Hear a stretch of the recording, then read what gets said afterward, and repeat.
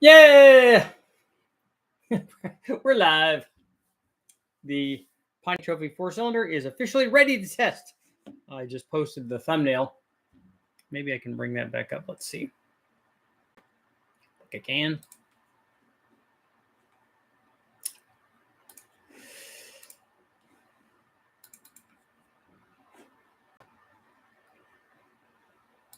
We were basically waiting on paint. All the machine work was already done, but you can see here. Look at that. Even the pulleys, breather, all that stuff.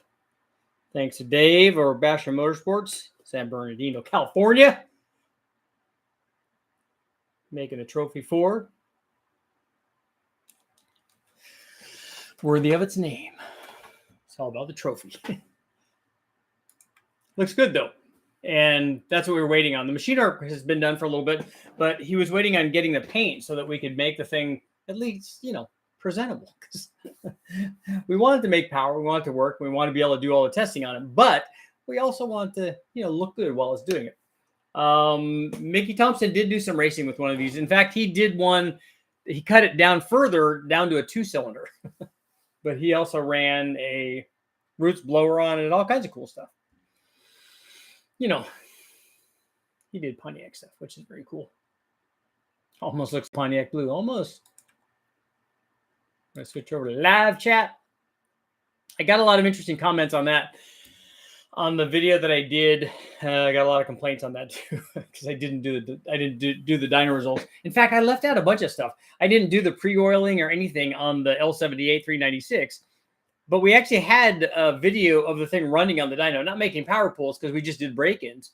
But we, but I, like I do with every new motor, when I put it on the engine dyno, we have the distributor out, we have the oil pump drive in there, we put oil in it, we prime it, we make sure that we have oil to all the rockers and spin the motor around, prime it, so that's all good. And this is especially important on this is a solid flat tap, but any of the flat tap cams, we want to make sure all that's oiled up. And I did, my due diligence there, took the inner springs out, put assembly lube on all the lobes on the cam and on the bottom of the lifters, and then we had oil on everything. So a lot of that stuff was done, but it didn't appear in the video. And also the comments that I got from that motor are like, that's not Chevy orange, that's Hemi orange or red or whatever. I'm like, that when we're doing Photoshop, like when we're adding banners and all kinds of things on there to make it so that we have a good thumbnail, that we also do color enhancement with a photo. So what you're seeing is the can said right on it, this is official Chevrolet orange. So we know that it was Chevy orange on it, but it looks different because I actually like adding red to the photos. I think it makes the photo look better. It just makes it pop. Maybe the same thing with this Pontiac deal. Although I didn't do any color adjustments on the photo that I loaded for tonight. It's just one that Dave sent me and I just had it stored on my phone. So it's good stuff. So the Trophy 4-cylinder is ready to go. I'm excited about running it. We talked about it before about, how much power it's going to make, and that will be fun. Obviously we have more compression now. We have more displacement. We have a cam that actually works. And we have more camshaft. We have a head that's actually worked and sealed up. And so rather than the Super Richie Razor Blade Rebuild, it's the Razor Blade Rebuild Plus. It's the BASHAM Motorsports rebuild, which is much, much better. So new rings and pistons and all that stuff. So it's much better. So the thing should at least work. And it's not going to work very well with that intake manifold, but having the rest of it work is going to allow me to do other cool stuff, like with the intake manifolds. Maybe a Super Richie intake manifold is in order for that, just so that when the people, what I want is, I need to top the Google search. So when somebody Google searches a Trophy 4-cylinder, it's not just the Mickey Thompson thing. Please, no comments. I'm not comparing myself to Mickey Thompson. But what I want is something else besides that also to show up. So if we could do a cool, Super Richie intake manifold with a turbo or blower, Torque Storm, are you guys listening? Because if Torque Storm is not going to do it, I'm going to put somebody else's blower on there. I'm going to have a blower on there. I'm going to have something on there. What would be cool is to retrofit a 3800 Series 2 blower on there. But then I got to configure I could do a Kenny Bell on there also. but then I have to configure an idler assembly and that kind of stuff, and don't really want to do that. But that being said, we got to do what we got to do. A turbo will go on there very easy. The stock Pontiac exhaust manifold will be more than good enough, and it'll work very well, I think, for a turbo on there, and we will definitely do that. But a turbo with a cool aluminum, fancy polished intake manifold with long runners and whatever, it just looks better. It's got more visible, more eyeball, which is what we like. So we got that. So I'm excited about the Trophy 4-cylinder, but also excited about the video that I put up today. I don't know if you guys know anything about YouTube, but when you post a video and the metrics on the video, the analytics tell you how well the video is doing within the first hour, how it's doing and how it compares to other videos and stuff. And so what they do to give you a nice little pat on the back as they do a little celebration thing, it tells you, okay, this is the #1 video in a certain period of time. And they do little balloons and all kinds of stuff. And so, being very Pavlovian, we want to see that. And so it's nice to see that. And this is one of them. It happens every so often, that especially depending on, and then now it's very easy to make it happen. You just do a whole bunch of bad videos in a row and then do one that does mediocre. And it's like, hey, look, we're winning. But this video is the video that I just posted today is doing very well, which is good. So we might be able to, eat next month or something, which is beneficial. But the video is I tested 2 different stroker versions of an LS against the DESTROKER version, all of them right in the 600 horsepower range within 10 or so horsepower of each other, and then showed you how different the power curves would be with the different displacement. So the D-stroke video, I showed this motor before because I ran all kinds of tests on it. But we ran it, and this is maybe one of the nicest looking motors that I did. It just turned out well. It was an aluminum block and aluminum heads. It had a high ram with 2 carburetors on it. It had a fancy, because we ran it out to 8,000. So we had a good damper on it. It had a good Moroso oil pan. It had all kinds of fancy stuff on it. So it looked really good, and it made good power, and it sounded amazing. I mean, 8,000 RPM does sound good. The only thing that sounds better is 8,500 or 9,000 or 9,500 or, on up the scale. But that one sounded good. It certainly sounds a lot better than a typical 6,500 kind of RPM motor. What the guys are talking about in terms of, we always get in this discussion on, displacement and stroke length and how much RPM.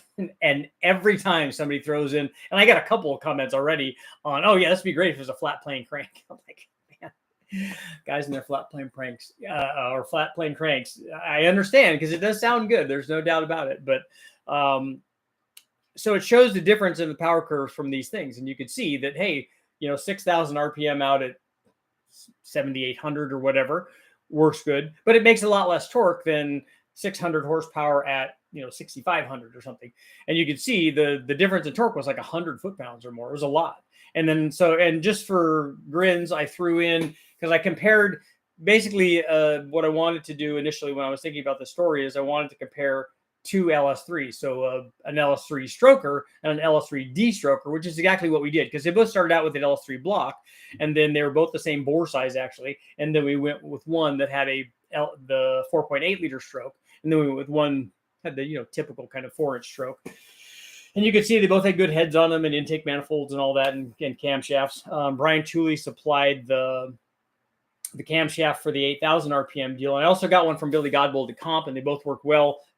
A radically different power curves from both of them, but they both work well. I also ran the 8,000 RPM one. We ran it with the Airflow Research 230 heads, which worked very well. And then we also ran it with ported rec port heads, because everybody wants to know when I did the cylinder head test. Oh, well, you did, stock 799s and then stock LY6 heads and then trick flow CNC cathedral port heads. And how come you didn't do a CNC ported rec port head? Well, this one will kind of show you why, because the Airflow Research heads actually did better than the CNC ported trick flow heads. And that might be because we ran the same intake manifold, because we ran high rams on both of them. There was a change in compression between those two, obviously. So right there's definitely a different change. But what I expected to see when I did that test, because we had the change in compression, I expected One of them, and having done this on the big block recently also, is when we have a big change in flow, which the ported rec port trick flow heads flowed more than the airflow research heads, flowed more than the 230s did. And so what I expected to see was a drop in power down low and a jump in power, a raise in power at the top. And we didn't see that. Maybe it's because we didn't have the right cam in it. See what I did there. But the interesting thing, like I said, is we did the LS3 4-inch stroke, and we did the LS3 4.8 stroke, 3.267, I think, 6.4, something in that range. And then I also, because I wanted to round things out, and I had another 600 horsepower combination, I had a 600 horsepower 383. We did it with an LS6 block, but an aluminum one. But you can also do it, and it's much more common for guys to do it with either an iron 4.8 or 5.3 block, and then you put a 4-inch stroke in it, bore it to 3.902 or 3.905. And it shows if you put good heads on it and a good camshaft. And then we ran fast manifolds on both the 416 and the 383, and then we roll rockers and good headers and all that stuff on there. And when you do that, they make good power. They'll make 600 horsepower. And both of these did, and you could see the difference between stroking and de-stroking. And then once you do, there's really not an absolute answer. I mean, a lot of guys, like I said in the video, that on the 8,000 RPM deal, you'd want to do it just so you could hear that thing go to 8,000 all the time. It's a good reason. There's nothing wrong with that. And it makes the power. So if you put gearing in it, it's going to do well. Some guys want the torque for driving around and mashing the gas and being able to turn the tires and do, even racing or whatever you want to do. All that, I understand the reasoning behind that too, and I understand the reasoning behind the other one. They're both good options. Like I said, there's no loser. I got a lot of flat plane crank stuff. Got a lot of but now run boost on them, see what happens. The short stroke thing is going to like boost better, and I'm like, oh, that's actually not how it works. The boost just does what it does compared to what was there. It's just starting here and starting there. So the stroker motors will have much more boost response were you to put the same turbos on all of these. But again, gearing and converter and all that stuff for, different strokes for different folks. So let's see what you guys got going on. Let's see what this gentleman has to say. Trophy 4-cylinder stuff, maybe. Oh, it is trophy 4-cylinder. It looks like a trophy 4-cylinder 4-barrel intake manifold. Ooh, that would be nice, huh? He asked me if I want one. Maybe I'll be a...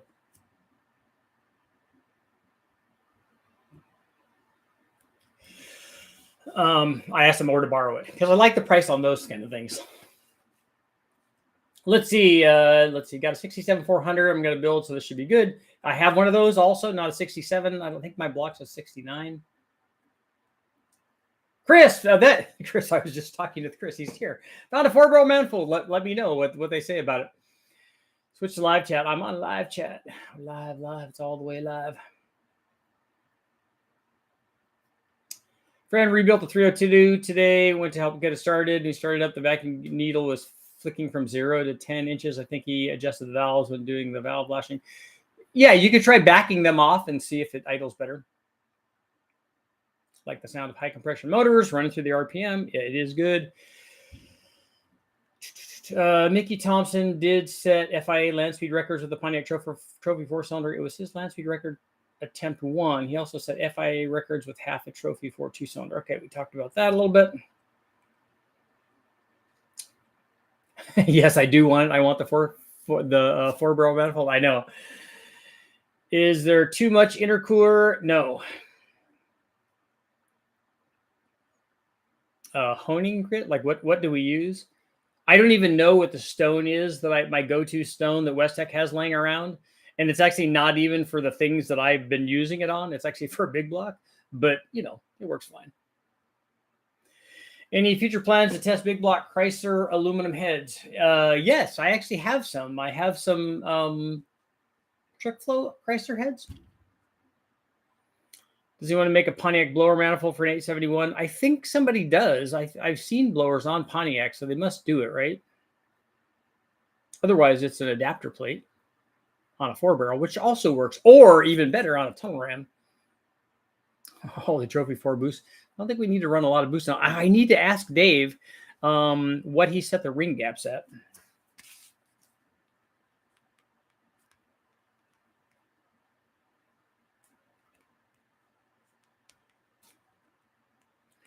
Trophy 4. What's the ring gap? You can go too big on tubing for an intercooler, though.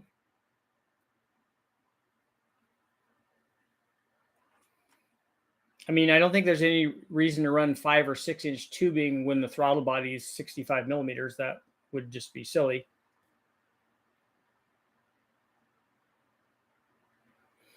But we showed in the testing that guys that are looking to improve response from changes, realistic changes in tubing size, and even realistic changes in tubing length, there's not much there.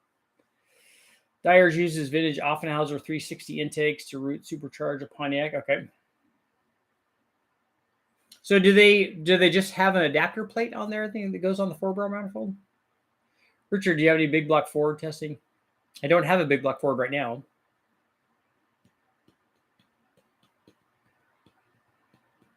But I'm sure there are some in the wrecking yards. I'm sure that there are. I'm going to get you a little bit over this way.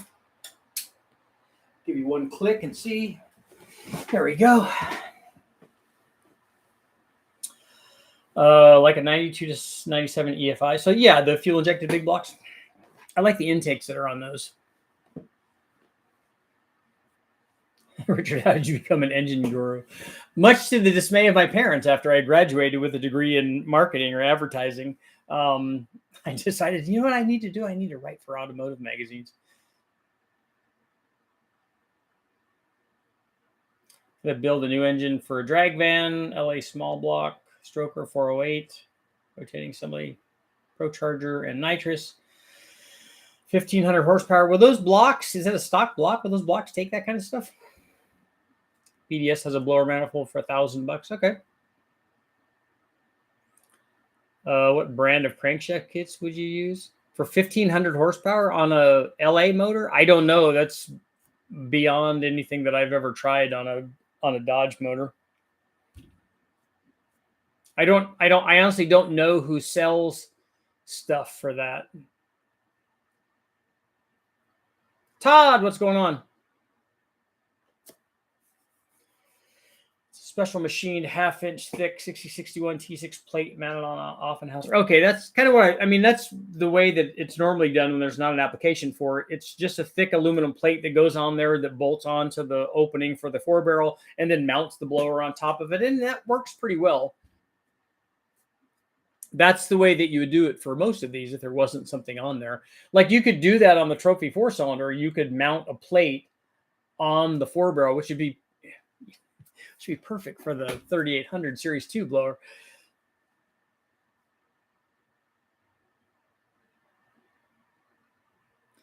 Is it possible we could get future builds and maybe some old build recipes in the descriptions? What do you mean? In all the videos, I cover what the important parts of the motor are that were used for the test.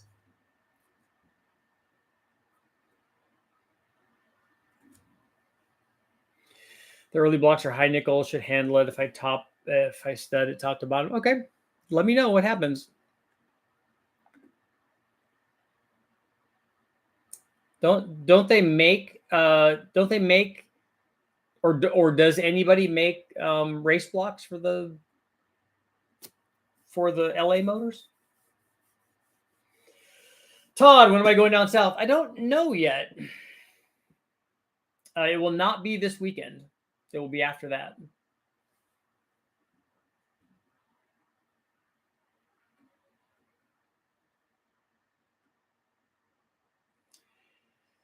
Joe, have you heard anything lately on the Blueprint 4-cylinder that accepts the LS heads? Yeah, I don't think that the last word that I got from the grapevine was that that's not happening. I mean, the short block had already been run with stuff, and maybe it had been run once with a LS head. I don't even think it had, but I don't think it's a production thing that they're planning on. Didn't Keith Black do some small block stuff? I know that he did Hemi stuff, but I don't know about the small block. I'm not that hip on Mopar stuff. Any updates on the knock device? No, I haven't heard anything back from our knock device guy.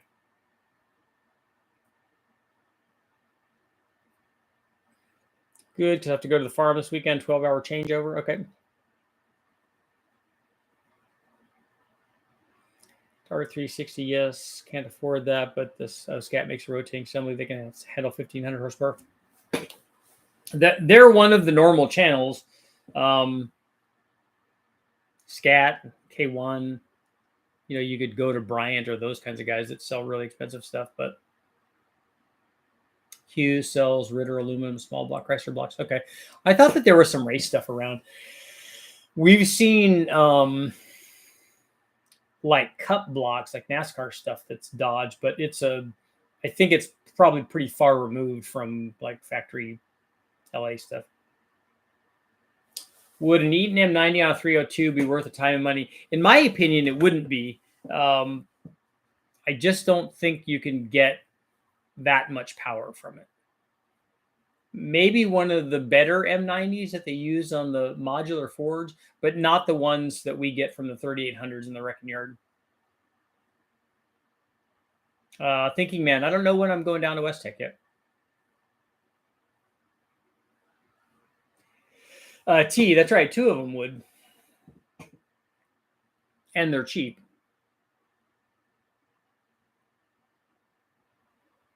But one of them would be good for the trophy 4-cylinder, though. Richard, we have to upgrade valve springs on a 4.3 Chevy for a 270 cam. Yes, for almost any camshaft, you're going to have to change the springs on it.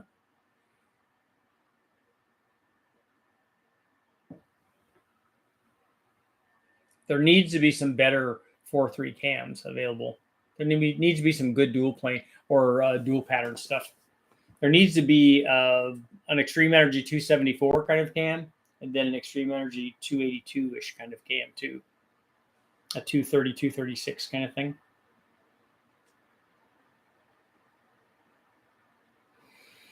Do you remember the Lexus LS400? The V8? Yeah. That's a 1UE or something like that, right? 1UZ. I'm not interested in building one. I would like to test some and put them on the dyno, but the problem is it's a lot to get them up and running on a dyno. 1UZ, okay, that's what I thought. I sure do. 383 stroker, 450 horsepower, 4L80E, Terminator 227. 308 gear, 28 torque worth of stock. 200 stock, extremely bad. Are you talking about the stock converter? It's better that it's on a 383, but I don't know about and a 112 is not bad on a 227 cam. I would just say try it and see if it's going in. It's not hard to change a converter if you have to do that.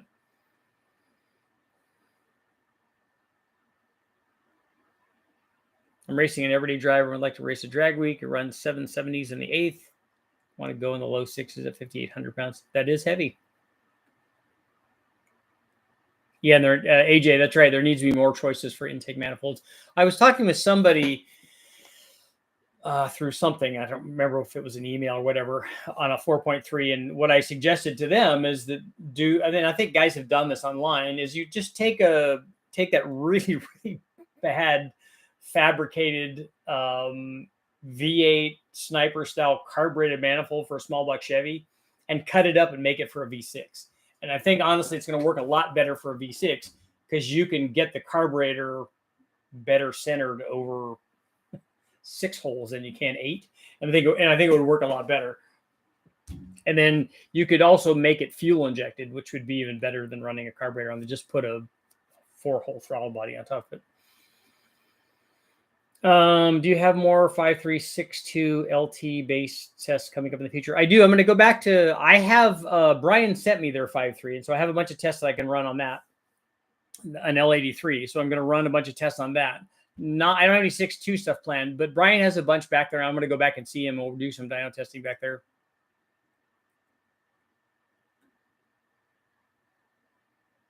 I saw one UZ swap in a A86 and it fit perfectly. I bet that made a lot of people mad. Like the VK56. Yeah, that's a good one. I'd like to test both of those. I'd like to test lots of Nissan motors. And there's lots of cool Toyotas. There's just lots of cool stuff out there. there's no shortage of things that I would want to test.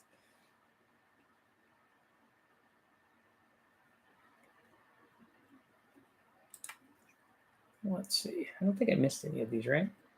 Oh, we don't have a poll yet, right?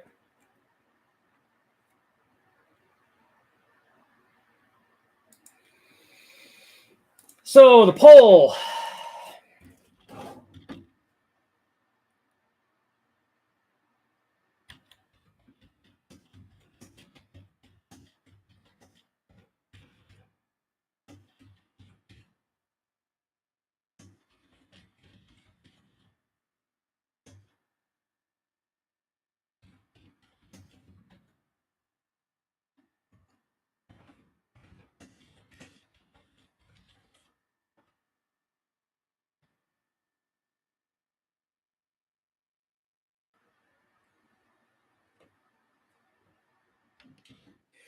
Okay, would you want the 8,000 RPM DESTROKER over the 6,500 RPM stroker?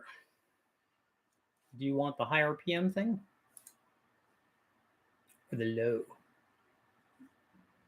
If it's low, then you say no. Pretty easy to remember, right?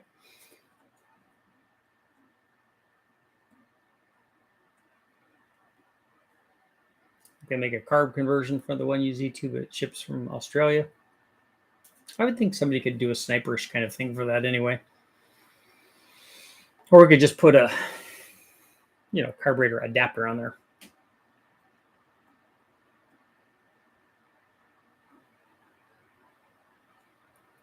The motor did sound good. I should have put 2 quadrajets on so we could have the quadrajet noise too, along with the 8,000 RPM. Yeah, BNR, the bigger strokers had 100 extra foot-pounds. And not just at one point, in a lot of the RPM range.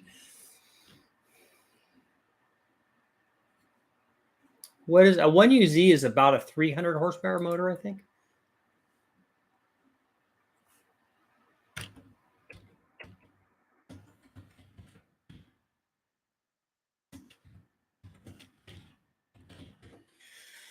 So, 290 horsepower. So I was close. 300 foot-pounds of torque. So it makes more torque than horsepower. So what does that tell us about the motor?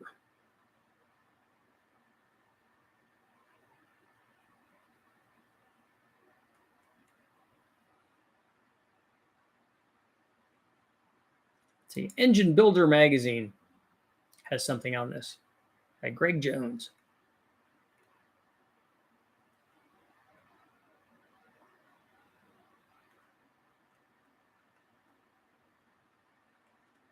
Dude, this looks like a super racy one. Oh, that's a cup motor or something, I think.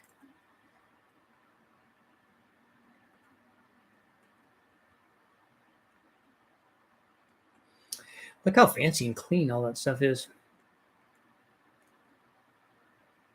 Kelford cams. Those are going to be money. 248 inches, 10-to-1 compression, 500 max lift, and requires a 4-barrel carburetor. They did a VVT delete.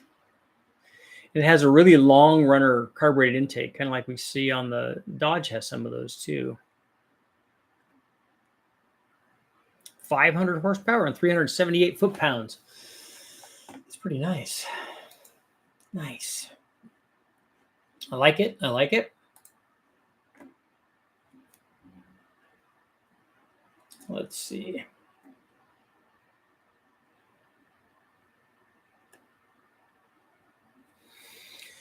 How about a Mercedes? I like there's Mercedes engines and BMW engines I'd like to test too.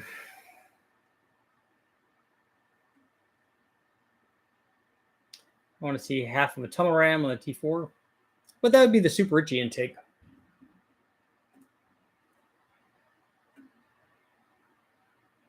Valve springs will last forever at 6,500. I agree with that. Kazu, what's limited in head flow? Which one?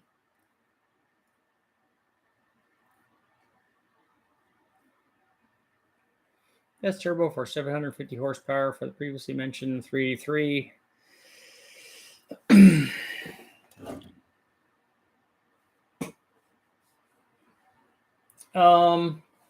Since you're starting with 750, it's going to go up. But I would go with a 7875 or a S475 on a 383. You'll be happy with that. It'll be responsive, and you'll make plenty of power. And then if you run 750 and you do it enough, you're going to want 800 and then 850.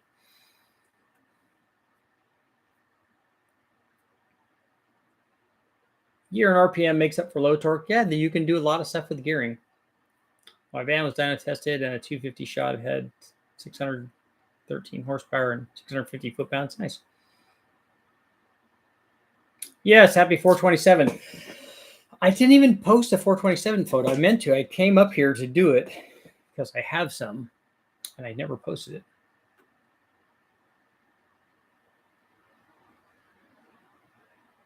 Did anyone see the high RPM 400-inch stock block, big block Mopar Koffels did that made 1,000 horsepower?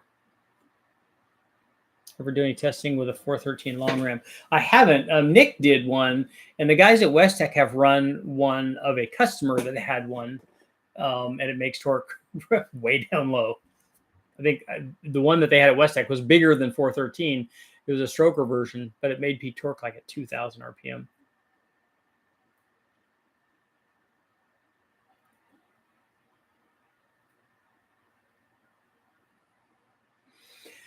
Hot mess. Now that my Hemi build is coming to an end this weekend, what's your typical failure mode on an 06 Gen 3? Yeah, if you get past the valve seat dropping, if you fix that, ring lands if you don't have gap in them, and then tune was a huge thing for those for a really long time. Do you think the GT45 would be a good size for a 4-cylinder? For something you want to make a lot of power with, it's like a 750 horsepower turbo. So if that's where you're going, if you're trying to make 400, there's way better choices. Tony Angelo knows how to get the Pontiac blower manifold.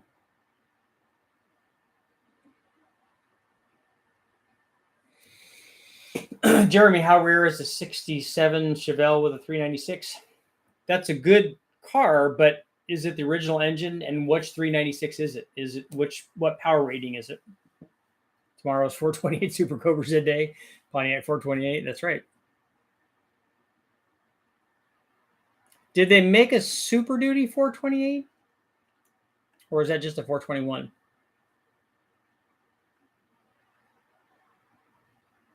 Trophy Turbo Super Richie. Boost. There you go. Needs to be on a shirt, right? Oh, you mentioned that there was more torque and horsepower. I was thinking it's because there's not enough head flow. Not having a lot of experience with that 1UZ motor, I can't say for sure. What I can almost say for sure is to be very, very rare for an import engine to not have enough head flow. In fact, in most cases, they have more head flow than they need. So it's more than likely mild cam timing, which is usually the culprit. And then a super long runner intake. Usually they have enough head flow to support a lot more power. Have you ever been lucky enough to find an LT5? Yeah, Westech has one, and we're trying to get it to run or get it down and make it run. More torque and horsepower is normal. Horsepower is just math derived from torque. It's only normal in that it's a function of the tune of the motor. Is the motor, does it want to make power above that 52 number, or does it want to make power below that is kind of the thing. I always thought the long ram manifolds would be interesting to see how they would convert to fuel injection. They'll do exactly the same thing that they do carbureted in converting it to fuel injection. They'll just make a little less power if you put the injectors at the port. If you put the injectors out where they are, where the carburetor is, then it will still have the charge going, which is good. The one thing that was cool when they were running that is you can see the fuel standoff above the carburetor at different engine speeds, which was really cool. You could actually see fuel up above the carburetor, see like this mist going on, and then it would disappear. It was kind of awesome. 421 Super Duty. Okay.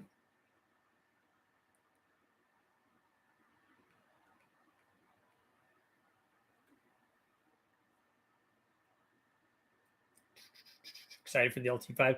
Yeah, I just want to run one, even in stock trim would be cool. Because, I mean, let's face it, we don't have a lot of performance mods that we're going to do to it. I think really for the Westec thing is that they just want to get rid of it. They just want to, I mean, not get rid of it. They just want to run it and make sure that it's okay. If at some point they would ever want to sell it, they would want to make sure that it's right, because they don't know what condition it's in right now. Look at Tony's channel. He just built a Pontiac with the BDS blower. No, I know. I'm familiar with Tony. I follow him and know who he is. And I've seen his stuff. It's good.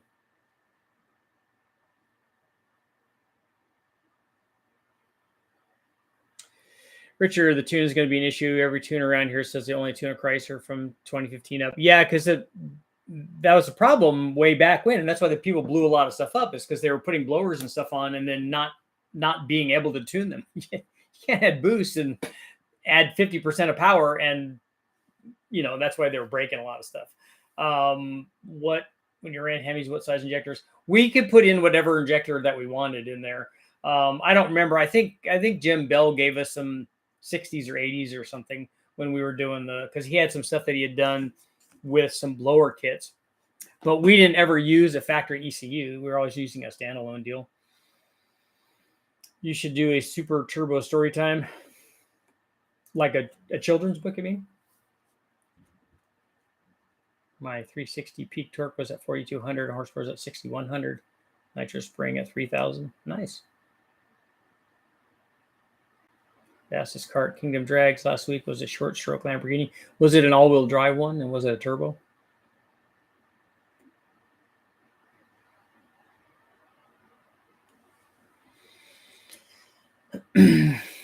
Jeremy, I don't know. My uncle passed away. I'm sorry to hear that.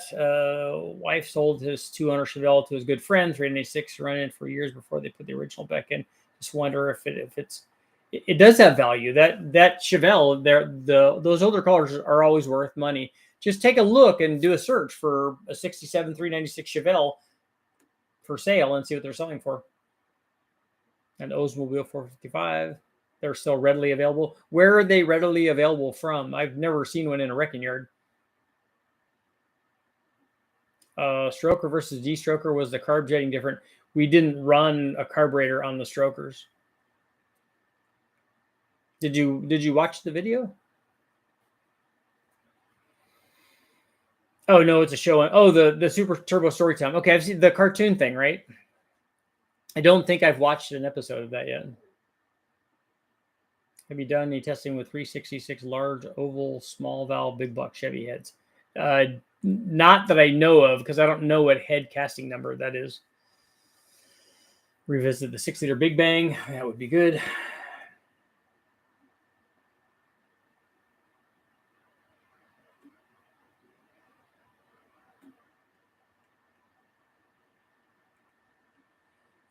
Some of it, not all of it. How different was the fuel? I don't know what you mean by I don't. You're wanting to go somewhere. You're wanting to ask a question, and you're asking a bunch of like preliminary ones. What's the question that you want to ask? Because these are not it.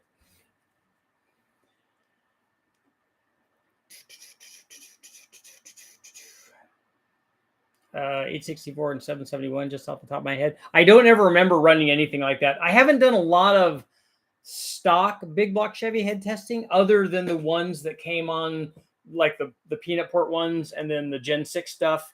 And I've done some 049s and some 990s and now 291s. And then pretty soon, whatever these LS6 heads are. So 68% people want the torque. More people want more torque.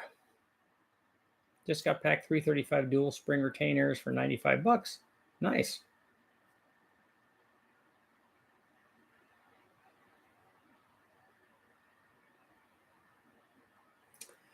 A Big Bang Truck 366 engine.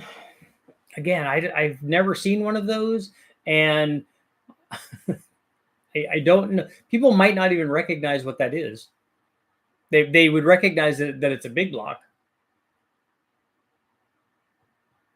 But would you want to do a 366 instead of a 427 tall deck just because it's weirder, because it's more other guys?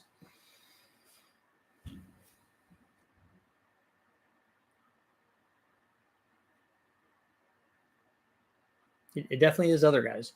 A tall deck, small displacement, because that's the smallest displacement that they made in that big block, not the 348 stuff, not the 409s, not the W motors. All-wheel drive, twin 64 millimeter precisions, went 200 miles an hour, and he drove it to the trailer. Nice. They can make lots of power. 366 is a V6. No, he's talking about the 366 big block V8. It's a V8 truck motor, like the 427 truck motor. They made it with a tall deck big block Chevy block.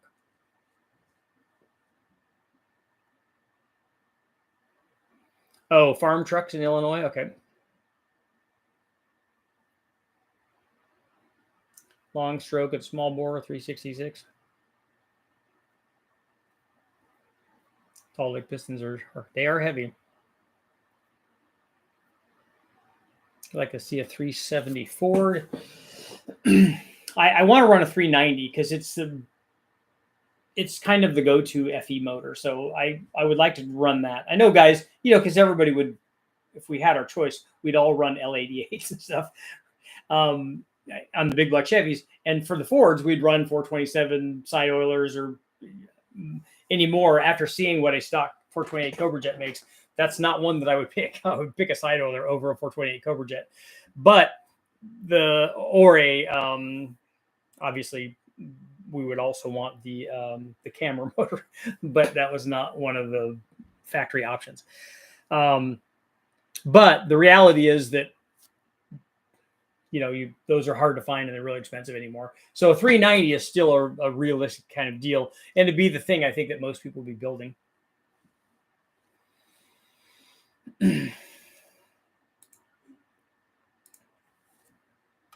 So we can all go online and look up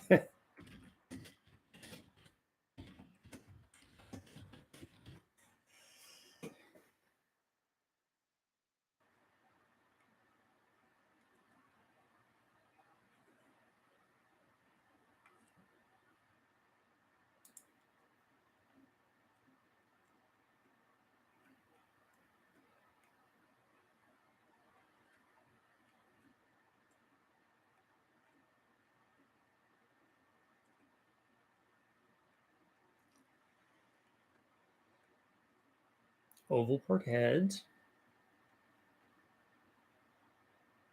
They do have notches in the cylinders.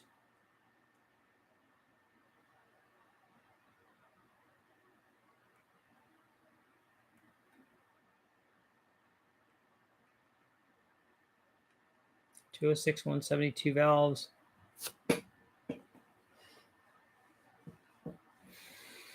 Although they do have some big valve ones in the L86. It's showing.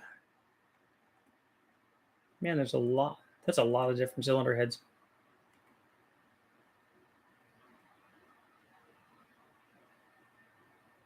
Oh, there's some weird looking deals.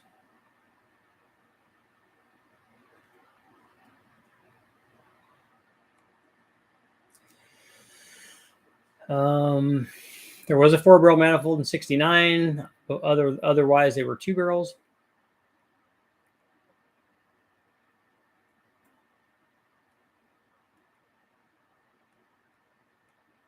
Standard distributor works.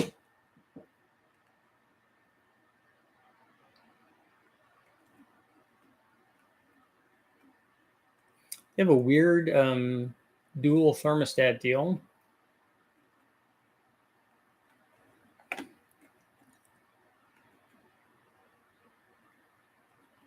Trying to see if they showed me anything that was happening on the rod lengths and stuff. I don't see it on this one.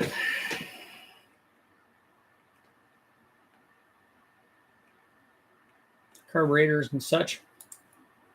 Lots of good information online on this.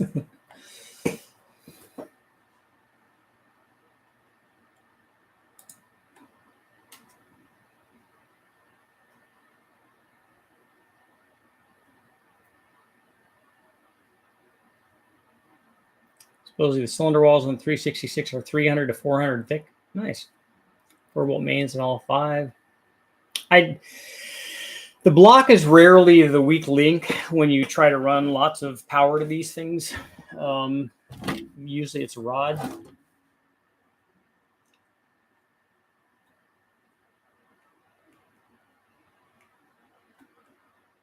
How much power can a stock barrel 60 take before it explodes? Well, if the motors that you have in there, like a 5.3 or something, is rated at 295, it will take 296, and then after that, it will blow up.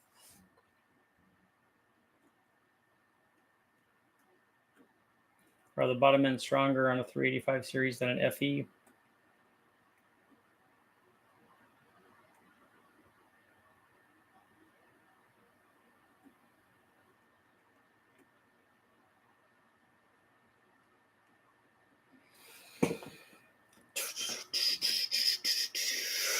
Our poll is at 62% no. 6135 is the tall deck, is the rod length.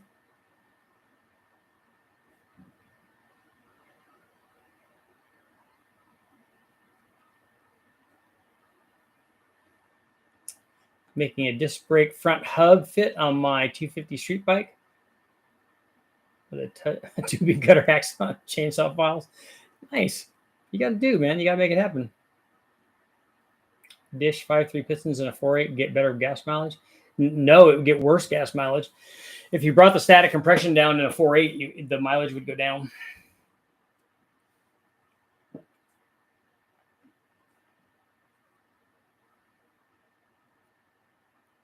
You want higher compression for fuel mileage.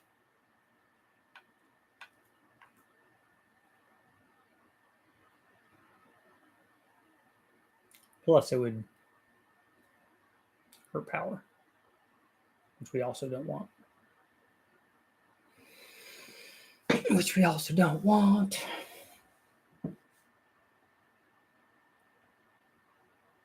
Okay, so I'm going to close the poll out here. 61%. Actually, the stroker or the DESTROKER stuff is kind of climbing. Made a surge up to 39%. So we're going to end that. I've got to go in about 4 or 5 minutes. I'm going to put another. I'm going to ask you guys. I'm not going to do it as a poll. So the next 2 videos that I have to choose from, one is the cylinder head test for the LS stuff. 706 versus 799 versus LS3 versus trick flow, because I don't have all 4 of those up on one video, and I'm constantly asked about, okay, did these 2 together, and I did these 2 together, and then I did these 2 together, and they're not all together on all of them. People want to know what happens if I run that cam with 706 heads or 799 heads or whatever. People are still arguing about this. I get misquoted a lot. Well, Richard said this. I'm like, no, Richard actually didn't say that. Well, your dyno test showed that. I'm like, no, the dyno test didn't show that.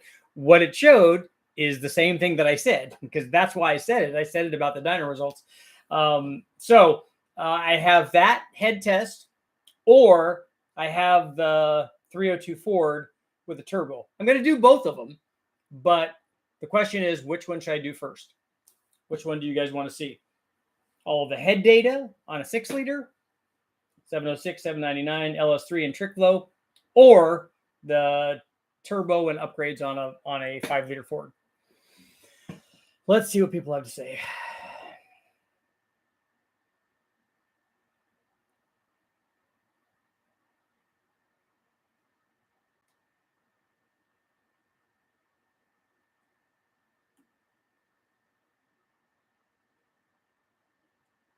Head test, 6-liter, head video. What's the highest compression you can do on 87 octane? You could put whatever compression you want on 89 octane. You just have to take lots of timing out of it. So there's more to the combination than the two things that you're mentioning. This is my point.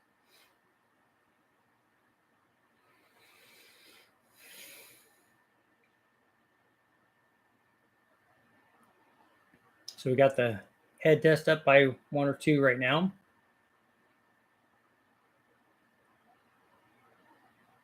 So those are the only 2 left right now. Trading was good today. It was up both on Tesla and Amazon. Did you order an LS swap kit for your Fox yet? No. Head. And there, you forgot there's another one. There's 4 of them. Lots of Ford guys here too. I mean, they're both going to happen. Same answer for 87 octane. Yeah, it's the same. The static compression is not the only thing that dictates how much octane you can run. Because dynamic compression, air temperature, water temperature, do you have a cold air system going in there? What is your chamber design like? What is the piston like? How much carbon do you have? How much load are you putting on it? What's the gearing like? There's a lot of things that will come into play there.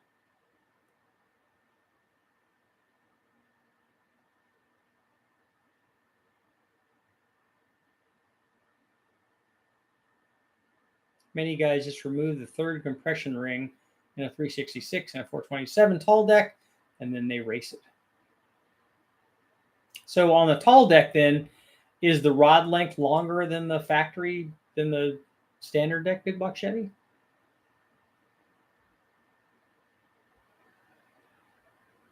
Can we call the T4 a slant 4? It is canted over.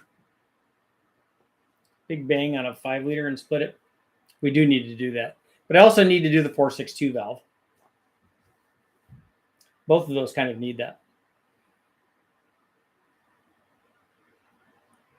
Yeah, Brian, the tall deck motors have 4 rings.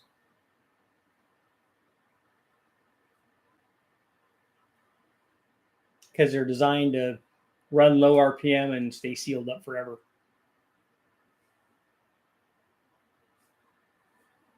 That would be an interesting power test if you got rid of one of the sets of rings to see if you made more power.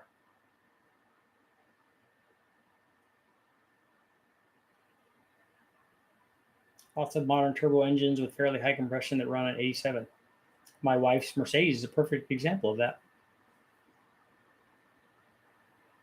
Except that it has really good management system on it with very sophisticated knock sensors, and it pulls boost and timing away. It's very good at that. Scott, the wrist pin's lower, so the piston's different. The piston has a different compression height. So is it the same? Is it the same length rod then that they use on a tall deck? Ever do anything on a mountain motor? I don't think I've never run one. I'm trying to think if I've been there when they've ever run something that's like, 700 cubic inches. Andy may have run a Sunny motor there or something, but I was never part of that.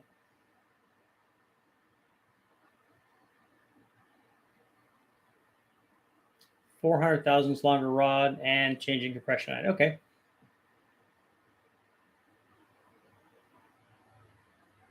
I have 4 or 5 big block Chevy books. Now I want to go look all that stuff up and see what's going on.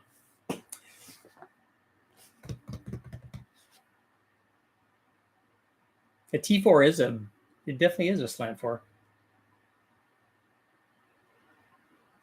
They respond crazy good E85s. Yeah, the turbo stuff that's knock sensor equipped.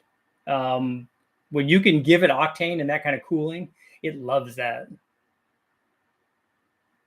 Shadow's out. And so is Richard.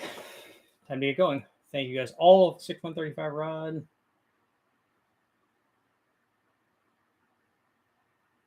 John, that's very cool that your daughter has a 62 Tempest, the T4 on the rope drive.